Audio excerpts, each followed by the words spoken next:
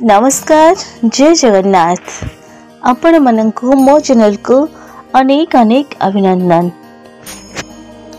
आज हेउछि पवित्र सफल एकादशी। पौष कृष्ण एकादशी सर्वोत्कृष्ट एकादशी भावरी कथित। एहार नाम सफल एकादशी। एही दिन भगवान विष्णु को नारायण रूप में पूजा करा जायथाय। एपरी नाग मानक मध्यरे शेषनाग, पक्षी मानक मध्यरे गरुड़ और देवता मानक मध्यरे श्री विष्णु, ठीक सही परी व्रत मानक मध्यरे एकादशी तिथि श्रेष्ठ। से मध्यरे सफल एकादशी सर्वश्रेष्ठ, कारण एही एकादशी व्रत कले मनुष्य सर्वत भावरे सफल होइथाय। जीव दशारे धनधान्य भोग करी मृत्यु पर वैकुंठ प्राप्त हुए। एही दिन उजागर उपवास रही नड़िया, कदली, अणा आदि फलमूल सहित धूप दीप दे नारायण को पूजा करा जाए।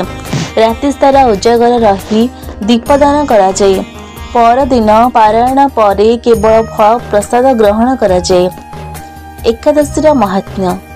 चंपावती नगर राजा राजश्री महेशपतिंकर पुत्र लुम्बक दुराचारी हेबारु राजा तांको राज्यରୁ बाहर कर देइथिले। से जंगल रे रही फलमूल और पक्षी मानकर मांस खाई एक पुराणा अश्वत्थ वृक्ष तले बास करुथिले। थारे शीत दिन रे प्रबल शीत और खाद्य भाव सारा राति कातर होई से निजर समस्त पापकर्म निमित्त अनुताप करू भगवान विष्णु का नाम उच्चारण करी निजर पाप निमित्त तांको क्षमा करी देबाकू प्रार्थना कले।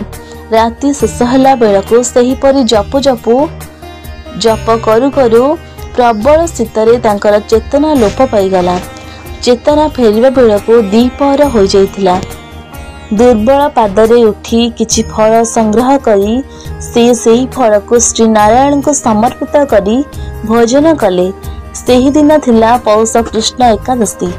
तांकर अजाणतारे एही एकादशी व्रत पालन करुथिबारु तांकर हृदय परिवर्तन हैला एवं ते पवित्र जीवन यापन कले। राजा ताहा जानी पुत्र को राज्य को फेराई नेले।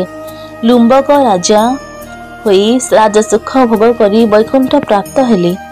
कथित अछि जे एही एकादशी व्रत पालन कले सहस्र वर्षर तप अश्वमेध यज्ञर फल मिले।